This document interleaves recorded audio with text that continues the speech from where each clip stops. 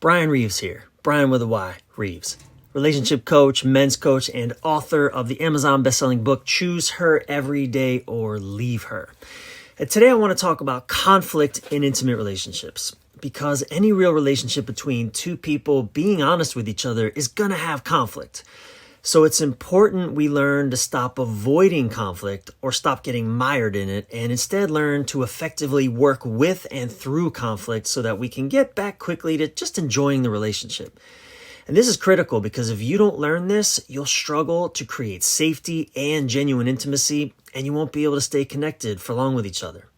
But when you learn how to navigate conflict well, you'll be able to get through most disagreements in 5 minutes or less. And you can actually use conflict to create more understanding and connection between you.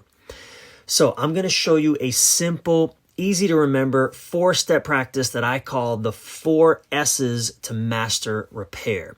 Now, I created this with my co-facilitator, Tate, who helps me run my Elevate Your Relationship coaching program for men. And this simple 4-step practice can help you move through a potential conflict quickly and make actual repairs with each other before things begin to break down. And in my work with couples over the last 10 years, I've shown couples over and over how a conversation can begin to break down into conflict in mere seconds. Because often, the moment that a subject arises where you disagree, one of you, and often both of you, are already demonstrating visceral signs of stress in your nervous system, in your bodies. In fact, you should know that 60 times every minute, every second in other words, the oldest primal part of your brain is asking just one question. Am I safe? Am I not safe? When your brain is signaling you're not safe, like when a tornado or a tiger is coming at you, or even when you're in disagreement with your intimate partner, it's hard to think clearly. So you can mostly only act or stop acting. This is what we call fight or flight or freeze. Your motivation is survival. Forget thriving, you're just trying not to die. Your brain is signaling danger, enemy in the house. And if you try to resolve conflict with your partner when you're in this state, or when they are, you won't get anywhere. In fact, you're only likely to create more conflict, which is why many of us just try to avoid it or quash it as soon as it arises, because we're certain it won't go well. So the 4 S's to master repair that I'm about to show you are at their core a pathway to quickly coming back to safety with each other before a conflict spirals out of control. Step 1, see. See what is actually going on in the moment. Not just what you think is going on, but what is actually going on. Learn to recognize the signs that your partner isn't feeling safe in this moment, or that you're not feeling safe. Not just physically, but emotionally or intellectually safe. Like, for example, you might discover that your partner crosses their arms the moment a disagreement begins, or her tone of voice changes, or yours does. But whatever is the pattern, the first step is to see the pattern so you can move to step 2, which is stop. Interrupt the pattern.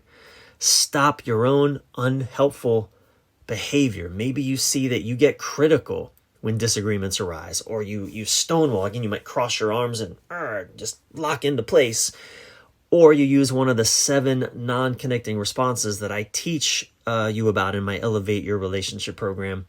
Like maybe you defend yourself, or you tend to dismiss your partner's upset. Or maybe your unskillful pattern is that you don't speak up for your boundaries, so you just keep taking whatever is being dumped on you until you explode or implode.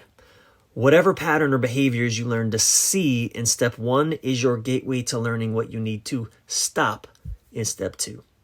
Now, the 3rd step is soothe. Learn soothing tools, practices, and strategies that serve to calm both you and your partner down, so moments of disagreement don't escalate further into protracted conflict. And telling your partner, calm down, obviously isn't soothing. In fact, those words belong in step 1, where you're seeing unskillful, unhelpful patterns.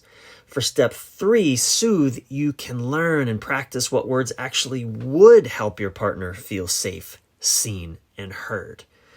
You can learn simple breathing practices that help you not spiral into stress or shame. You can learn how to skillfully walk away from an argument, say for even just 20 minutes, so that you can both calm yourselves down. And this third step, soothe, is critical for restoring safety and connection between you. Because until you do this, you can't proceed to step 4, which is solve or resolve. Again, step 3 is the step where you signal to each other's brains, hey, we're on the same side. We're safe. You're safe with me. Your brains can't trust any solutions that are born of an adversarial position.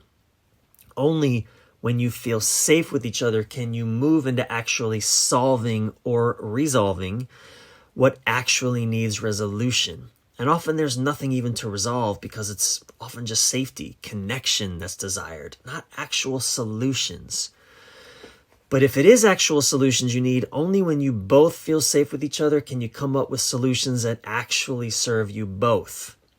And when you learn these 4 S's to master repair, you can shift moments of disconnection quickly back into genuine harmony and connection in mere minutes. So, to recap, if you want to avoid getting ruined by conflict in your relationship and instead enjoy deeper connection and harmony and beautiful partnership, you need to learn not how to avoid conflict or dominate at it, but how to navigate it well.